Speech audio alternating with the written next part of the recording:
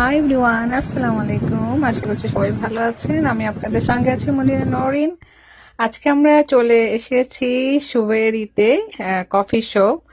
তো এখানে আজকে আমার দুই ছেলের আপনাদের ভাইয়া আসলাম। আমার মেয়ে তো আজকে বিজি, আমার মেয়ে আসতে পারেনি।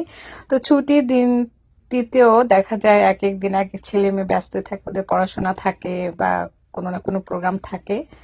আজকে দুই ছেলে ফ্রি ছিল, ওর বাবাকে নিয়ে আসছে। আর আপনাদের ভাইয়াকে প্রতিদিনই একবার করে ঘুরিয়ে নিয়ে আসি। আমার ছোট ছেলে কোনো না কোনো মানে ওর কাজের ফাঁকে কোনো না কোনো সময় ওই দেখা যায় নিয়ে একটু গাড়িতে ঘুরিয়ে কফি খাইয়ে নিয়ে আসে।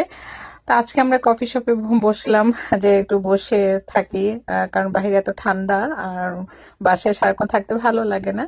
তো বাবা, দুই ছেলে আর আমি মানে একসঙ্গে বসে আমরা টাইম পাস করতেছি ও খেলতেছি আর কফি অর্ডার দিয়েছি।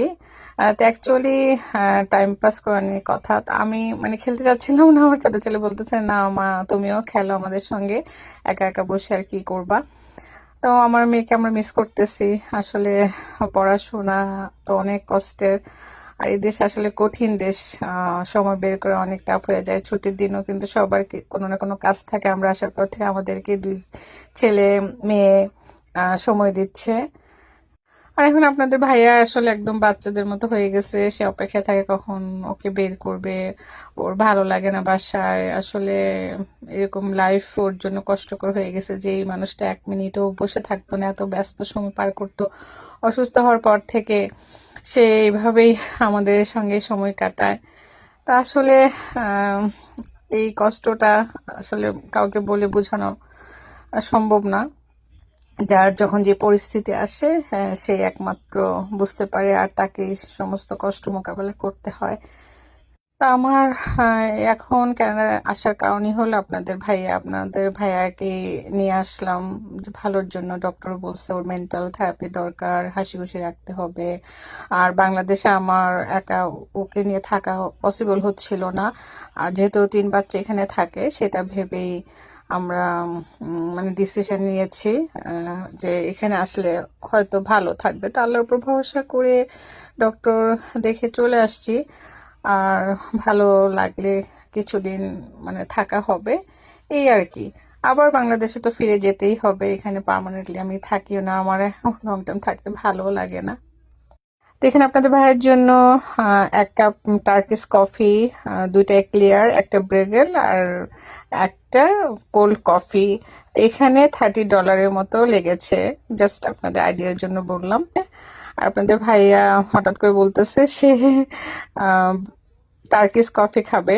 তো মাঝে মাঝে সৌদি আরবে খেত, তো আমি বলতেছিলাম যে এটা তো অনেক তেতো লাগে, এটা নেওয়ার দরকার নেই। তারপর সে খেতে চাইলো। তারপর ছেলে অর্ডার দিয়ে দিল, তো ওই টার্কিশ কফি খাচ্ছে। আর এই তো, আর কি বলবো, জীবন এভাবেই চলছে। ব্যস্ত মানুষটা এখন অপেক্ষায় থাকে তাকে কখন কোথায় কে ঘুরতে নিয়ে যাবে, কখন কোন খাবার তাকে দিবে, সবকিছুই তাকে এখন আমাদের খেয়াল রাখতে হয় আর আমাদের অপেক্ষায় বসে থাকে। তা আসলে যার যার জীবন, সেটা আসলে কেবলই সেই বুঝে কার কিভাবে দিন যাচ্ছে। মানে কারো এই সময় না আসলে কেউ বুঝতে পারবে না। দোয়া করি সবাই ভালো থাকুক, কারো এমন দিন যেন না আসে।